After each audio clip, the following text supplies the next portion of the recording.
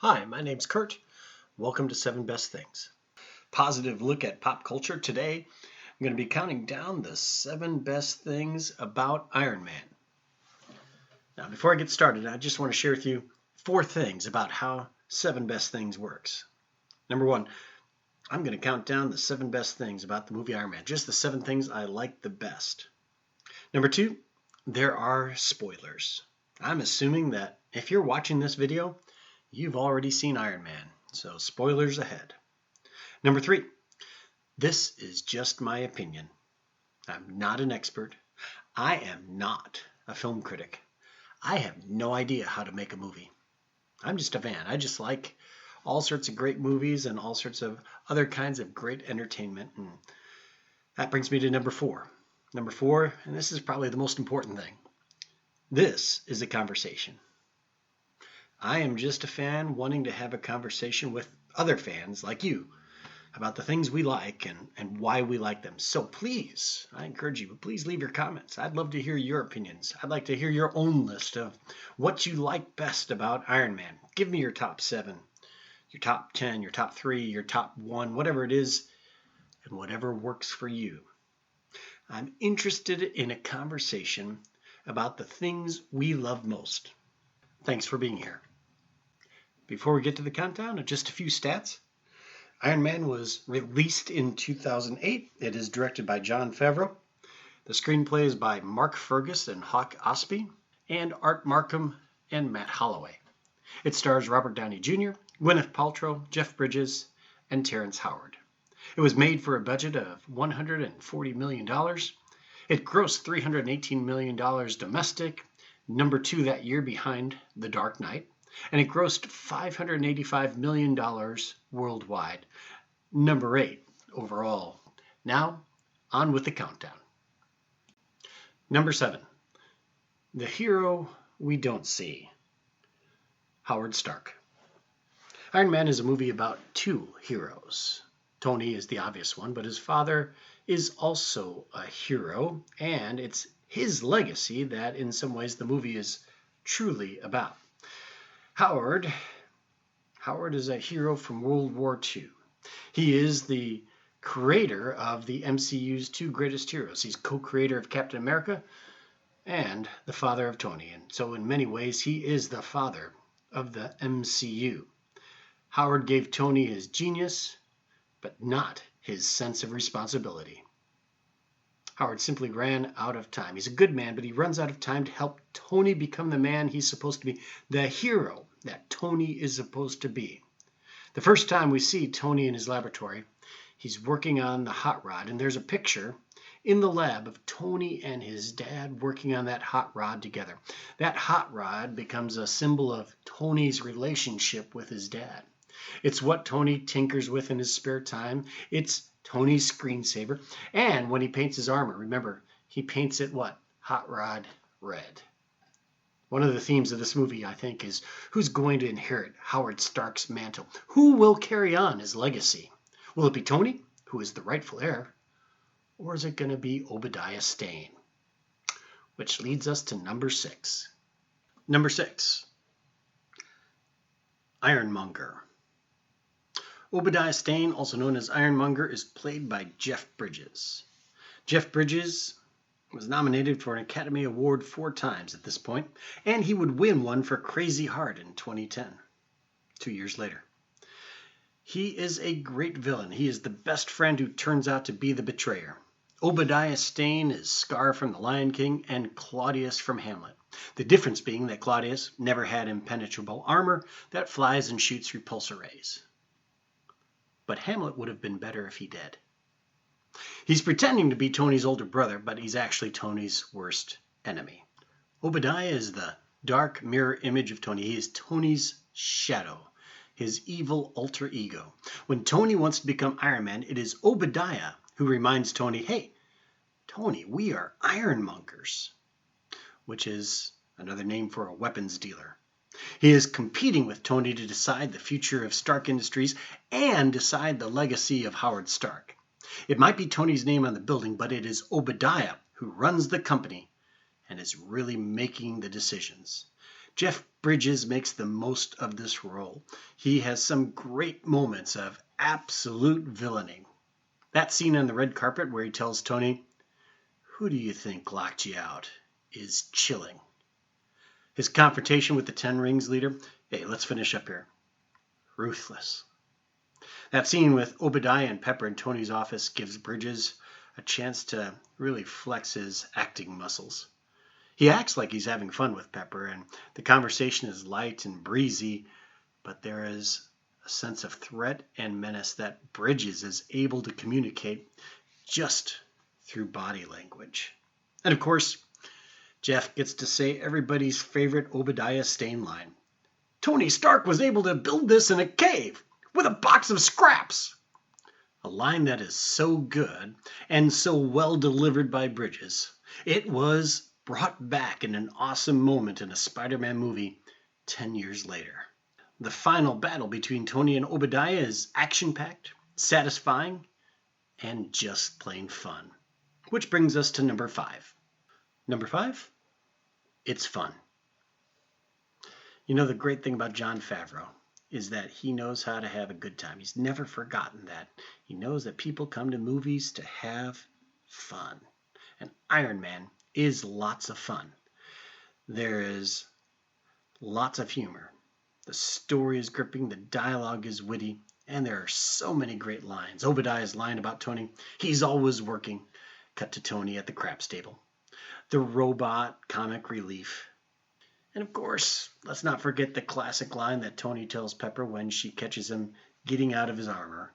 Let's face it, this is not the worst thing you caught me doing. So many great lines, but great action too. So much fun to watch. Explosive on the screen. That flying scene, his first flight over Malibu, is exhilarating. By this point of the film, you want to be Tony Stark. Going to cool parties, driving cool cars, working on his hot rod, and then taking the Iron Man suit out for a flight whenever he feels like it. He is having a great time being a superhero, and we're having a great time watching him. The battle scenes in Gulmira, where he fights terrorists and blows up tanks. He takes on the Ten Rings and saves the village, a great hero moment. He even gets to tangle with 2 F-22 Raptors, saving the pilot. And of course, the final showdown between Ironmonger and Iron Man. Lots of fun at the end. Great music by Ramin Djawadi. All sorts of great music that fills in the excitement and conveys the emotion. Lots of guitars and heavy metal in the soundtrack. And of course, the perfect touch at the end, Iron Man by Black Sabbath over the end credits. Tony Stark is more rock star than typical superhero. Iron Man is just a fun movie, but it's much more than that. It's also a really good romance. And that brings us to number 4. Number 4, Tony and Pepper. Iron Man is without question one of the most romantic of the MCU movies. I think RDJ and Gwyneth Paltrow have great chemistry. And Gwyneth Paltrow is really funny in this movie. Her first line, or at least one of her first lines, says it all. "I do anything and everything Mr. Stark requires, including taking out the trash." Gwyneth Paltrow won an Academy Award as Best Actress for Shakespeare in Love 1999. And she shows it here. She is a really great actress. I love her look of anticipation when Tony escapes from the cave and is coming back from overseas. She says so much with her face. When Tony asks her if she's been crying, she replies, "Tears of joy. I hate job hunting." To which he replies, "Vacation's over. Back to work." They are such a great comic team. They're like Hepburn and Tracy or Tom Hanks and Meg Ryan. They're both in love with each other, but they're way too cool to talk about it. Of course, that scene where Pepper does surgery on Tony, sticking her hand inside the open hole in his chest. That is the definition of trust, and that's when Tony makes his stunning admission, "I don't have anyone but you." The dance perfectly captures their relationship. Tony's line, "You look fantastic. I didn't recognize you." The chemistry is working there. There are so many feelings there. You can feel it. And neither one's admitting it. Neither one is comfortable talking about those feelings. In fact, Tony asks, "Am I making you uncomfortable?" And Peppers replies, "No, I always forget to wear deodorant and dance with my boss in front of everyone I work with in a dress with no back." See, Pepper is the only one in the entire MCU who wins a battle of wits with Tony, which is exactly why Tony is smitten with her. Of course, that scene where he comes back from Golmira, in that scene, Downey Jr. and Paltrow show their acting chops. Pepper wants him to stop, no more missions. Tony replies, "There is nothing except the next mission." He has to save his father's legacy. He has to become the hero he's meant to be. Pepper trusts Tony. He truly has changed. He has to make things right. And in return, Tony trusts Pepper. He trusts her to get the information about Obadiah from the computer.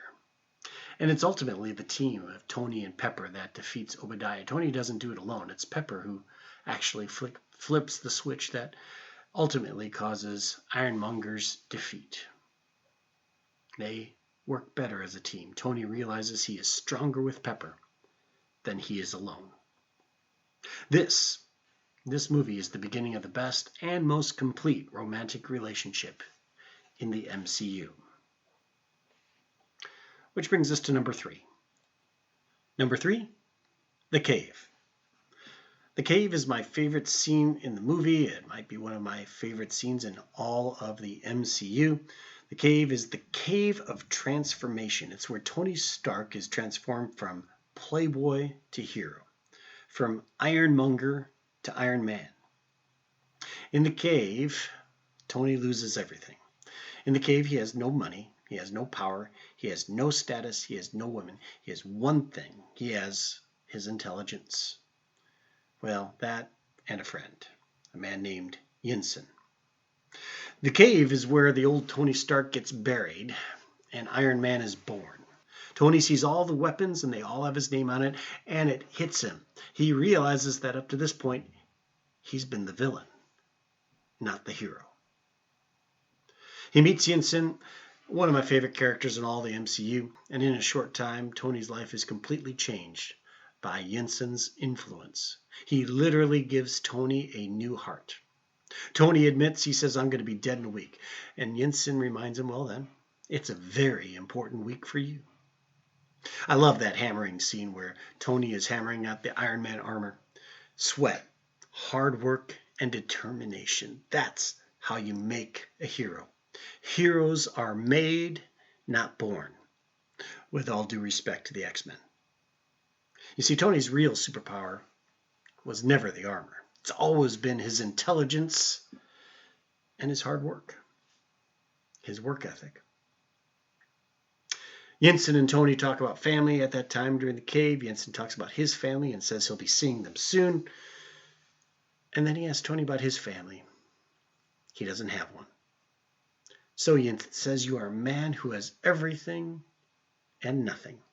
And that will be the turning point in Tony's relationship with Pepper. Things are going to change from this point on. Yinsen makes the sacrifice play and tells Tony, this was always the plan. And his final words to Tony, "Don't waste your life." And Tony would spend the rest of the next 12 years living up to Yinsen's words. Tony's transformation from Ironmonger to Iron Man begins. Tony gets a new heart in the cave, physically, spiritually, and emotionally. The cave is my favorite scene in Iron Man. What's yours? I'd love to hear what you have to say. I'd love to hear what your favorite scene was. If you would, just share with me in the comments below and join the conversation. Let's go on to number 2. Number 2, the birth of a universe. This movie is so important because of the introduction of the Marvel Cinematic Universe. We have Clark Gregg, brilliant as Agent Coulson, an agent for the Strategic Homeland Intervention Enforcement and Logistics Division, which would become known by the end of the movie as simply as S.H.I.E.L.D., which would be a running thread through all the movies. Early on in Tony's laboratory, we see Captain America's shield, a prototype of it. And of course, the end credits scene, the legendary end credits scene, first of many, featuring Samuel L. Jackson, who is an inspired choice as Nick Fury. I can't think of anybody else doing that role. The end credit scenes became so important, they became almost as anticipated as the movies themselves. We can't go by without saying something about Kevin Feige and his vision, his plan to assemble the Avengers, which was a dream come true for him and also for me.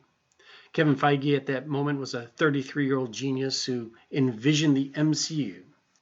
Of course, first it was envisioned by Jack Kirby and Stan Lee, Larry Lieber and Don Heck, and all the brilliant people at Marvel. It became the biggest, highest grossing franchise of all time. Which begs another question, and one I'd like to hear your response to. Is Iron Man the most important movie of the 21st century?